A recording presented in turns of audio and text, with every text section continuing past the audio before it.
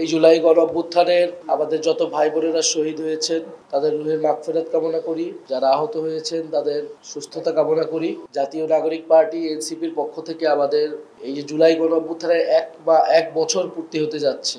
16 তারিখ থেকেই শহীদের যাত্রা শুরু হয়। এরপরেই 16 তারিখ, 18 তারিখ, 4 আগস্ট, 5 আগস্ট আপনাদের অনেকের সন্তান ভাই বোন এই দুনিয়া ছেড়ে চলে গেছিল গত বছর। তাদের মৃত্যুর 1 বছর হবে। বাংলাদেশের একমাত্র স্মার্ট সিটি বসুন্ধরা এখন আরো নিরাপদ, আধুনিকতায় আরো এক ধাপ এগিয়ে। এই জুলাই গণ অভ্যুত্থানের 1 বছর পূর্তিতে আমরা সারা দেশে পদযাত্রা করতেছি, মানুষের কাছে যাচ্ছি, শহীদ পরিবারদের কাছে যাইতেছি। আমাদের জুলাইয়ে যেই কারণে শহীদেরা মারা গিয়েছিলেন, তাদের যেই স্বপ্নটা ছিল দেশকে নিয়ে, সেই স্বপ্নটার কথা মানুষকে বলতেছি যে তারা দেশকে কিভাবে দেখতে চায়, গড়তে চায়। আমরা সেই কথাগুলো শুনতেছি। আমরা এখানে কোনো দল বা পার্টি হিসেবে আসলে আসি নাই, আমরা একটা রাজনৈতিক দল। আপনাদের সাথে আমাদের সম্পর্ক, শহীদ পরিবারদের সম্পর্ক কোনো রাজনৈতিক দল হিসেবে না। আমরা এই আন্দোলনে সামনের সারিতে ছিলাম, নেতৃত্ব দিছিলাম। আমাদেরকে গুম করা হয়েছিল, ডিবি অফিসে ধরে নিয়ে গেছিল, মৃত্যু আমাদেরও হইতে পারত। সেই সময়টা এরকম ছিল যে গুলিটা যদি আরেকটু ডান সাইড দিয়ে যেত তাহলে আরেকজনের মৃত্যু হইতো। তাহলে আমরা মনে করি যে আপনাদের সাথে আমাদের সেই সম্পর্কটা দল মত নির্বিশেষে সবকিছুর ঊর্ধ্বে গিয়ে হচ্ছে শহীদ পরিবারদের সাথে আমাদের একটা আত্মার সম্পর্ক। আমরা একটা পরিবার, এবং আমরা সেই জুলাই গণ অভ্যুত্থানে আমরা আহ্বান করছিলাম, যখন আমাদের উপর গুলি চালানো হইতেছিল ছাত্রদের উপরে, তখন সারা দেশের মানুষকে আমরা আহ্বান করছিলাম আমাদেরকে বাঁচান, দেশটাকে বাঁচান।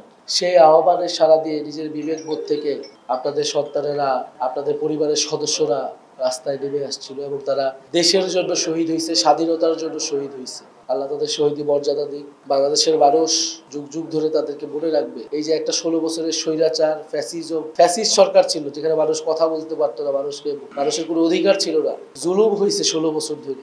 সেই জুলুমের হাত থেকে রক্ষা করছে যারা শহীদ হয়েছেন তারা। তো আমরা আজকের দিনে তাদেরকে স্মরণ করতেছি। অনেকেই হয়তো চিন্তা করছেন যে কেন সেদিন ছেলেটাকে যেতে দিলাম, কেন ওই দিন বাধা দেই নাই, কেন ওকে রেখে দেই নাই কাছে। অনেকের মধ্যেই একটা অপরাধ প্রবণতা কাজ করে। কারো কারো মানসিক অবস্থা এতটাই ভেঙে পড়েছে যে আপনারা দৈনন্দিন যে দিনের কাজগুলো আর করতে ইচ্ছা করে না, যেগুলো আগে ভালো লাগতো সেগুলো কিছু করতে পারতেছেন না। আপনার সন্তানের কথা মনে পড়ছে, ভাইয়ের কথা মনে পড়ছে।